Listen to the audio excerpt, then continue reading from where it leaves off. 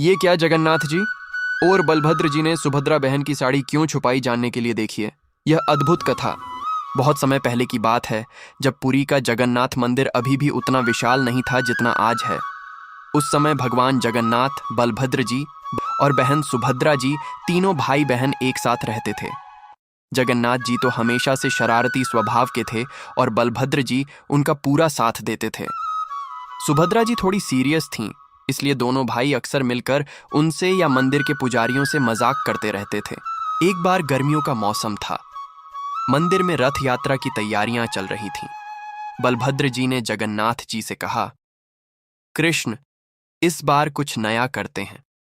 सुभद्रा बहुत दिन से कह रही है कि उसे नई साड़ी चाहिए।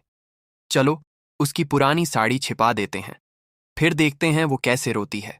जगन्नाथ जी की आंखें चमक उठीं। वाह दाऊ, बढ़िया आइडिया, लेकिन सिर्फ साड़ी छिपाने से मजा नहीं आएगा। चलो उसके साथ मंदिर के मुख्य पुजारी पंडित जी का भी मजाक करते हैं। दोनों भाई रात को चुपके से मंदिर के अंदर गए। पहले उन्होंने सुभद्रा जी की सबसे पसंदीदा नीली साड़ी को रथ के पहिए के नीचे छिपा दिया। फिर बलभद्र जी ने अपना हलधर है ना, उठाया और मंदिर के आंगन में एक बड़ा सा गड्ढा खोद डाला। ऊपर से उन्होंने पत्ते और फूल डालकर उसे ढक दिया। जगन्नाथ जी ने हंसते हुए कहा, कल सुबह पंडित जी जब प्रसाद चढ़ाने आएंगे तो सीधे इस गड्ढे में गिरेंगे। सुबह हुई। सुभद्रा जी अपनी साड़ी ढूंढने लगीं। पूरी अलमारी उलट पुलट कर दी, लेकिन साड़ी नहीं मिली। वो रोने लगीं, मेरी नीली साड़ी कहाँ गई? आज तो मुझे रथ पर चढ़ना है। इधर पंडित जी पूजा करने आए। जैसे ही वे तेज कदमों से आंगन पार कर रहे थे, अचानक पैर फिसला और धड़ाम सीधे गड्ढे में गिर गए।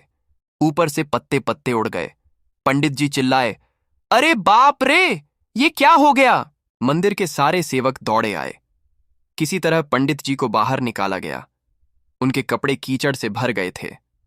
सुभद्रा जी भी रोते हुए वहां पहुंची। तभी जगन्नाथ जी और बलभद्र जी मूर्तियों के रूप में चुपचाप मुस्कुरा रहे थे। लेकिन जो भक्त पास खड़े थे, उन्हें लगा जैसे दोनों भाइयों की आंखें शरारत से चमक रही हों। पंडित जी गुस्से में बोले, ये सब जगन्नाथ जी और बलराम जी की शरारत है। हर साल रथ यात्रा से पहले ये दोनों कुछ न कुछ करते हैं। सुभद्रा जी ने रोते हुए कहा, मेरी साड़ी भी गायब है, जरूर इन्हीं दोनों ने छिपाई है। तभी अचानक रथ हल्का सा हिला। रथ का पहिया घूमा और नीचे से नीली साड़ी बाहर निकल आई। साड़ी बिल्कुल साफ सुथरी थी, जैसे किसी ने जानबूझकर रखी हो। सभी हैरान रह गए।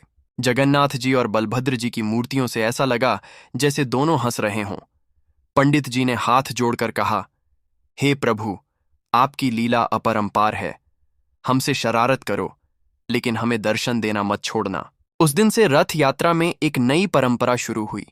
लोग कहते हैं कि अगर रथ यात्रा से पहले कोई छोटी मोटी मुसीबत आ जाए तो समझो जगन्नाथ जी और बलभद्र जी की शरारत है, और वो मुसीबत हमेशा हंसी खुशी में बदल जाती है। आज भी पुरी में जब रथ यात्रा होती है, भक्त हंसते हुए कहते हैं, जगन्नाथ जी और दाऊ की शरारत फिर शुरू हो गई। जय जगन्नाथ, जय बलभद्र।